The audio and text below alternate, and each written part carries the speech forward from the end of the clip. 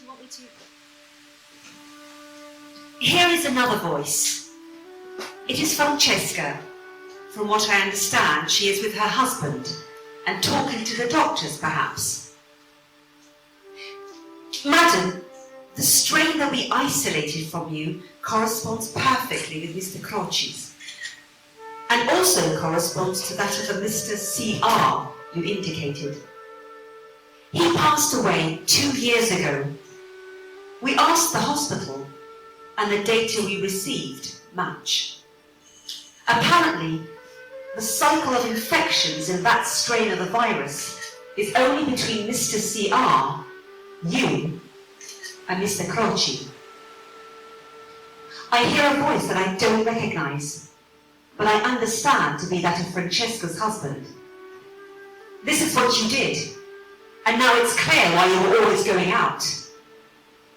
I don't want to have anything to do with you anymore. We will go our separate ways. And just to be clear, the children will stay with me. I am sad for Francesca.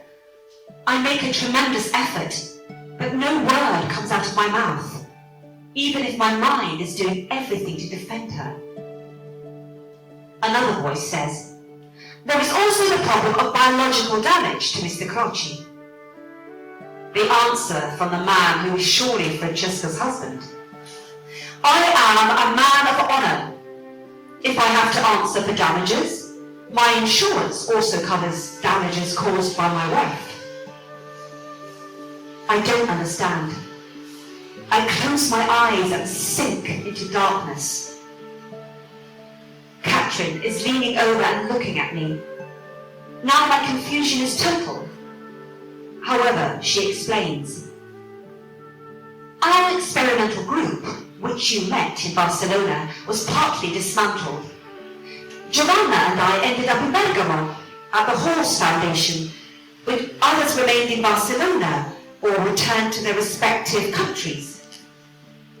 You were cured of your heart problem, but we also knew you were a carrier of a modified HIV strain, and that in the long run, it could give you problems.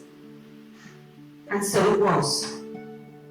You had a dissecting aneurysm of the aorta. The surgeons implanted a prosthesis, but you had a blockage in the blood vessels in your left leg, and now we are curing you.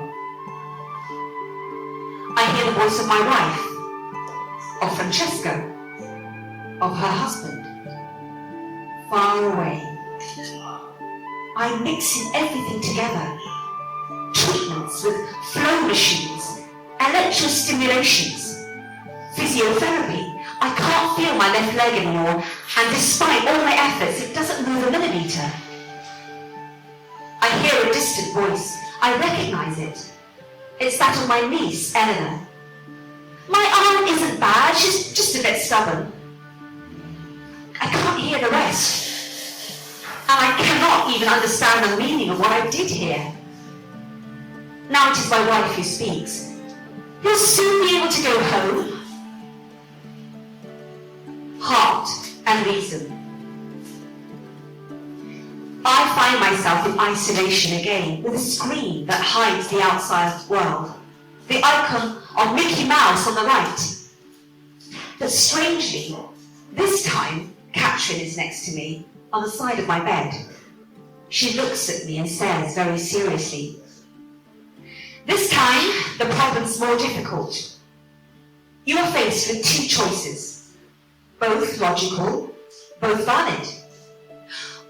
One involves the mind and the other, the heart. I refer to your wife and Francesca. I answer, my wife's waited for me. She's made a lot of sacrifices for me. Catherine remains silent for a moment and mutters, it is logical, I understand, but for once I would have preferred the heart to win. You know I love her, but she has infected me. Francesca was honest with you. She told you her story right away. She loves you. And then this is a unique chance you have This is a unique chance you have of living with her. Then it'll be too late, and you will lose her forever. I reflect, close my eyes, place my hand on my chest, and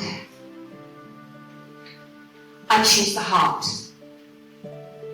Later, I tell my wife, I will not go home with you. I want to leave because I love someone else and I want to live with her the rest of my time. It's dark. Or maybe it's me who's not seeing. I hear voices. My wife is saying, I knew he had someone else. Franco lo capelli. No, don't worry. I'll try to make him think this over. You'll see that everything will be fine. Dr. Abele.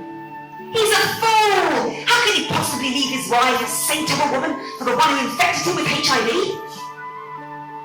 Gina. If that's his choice, then so be it.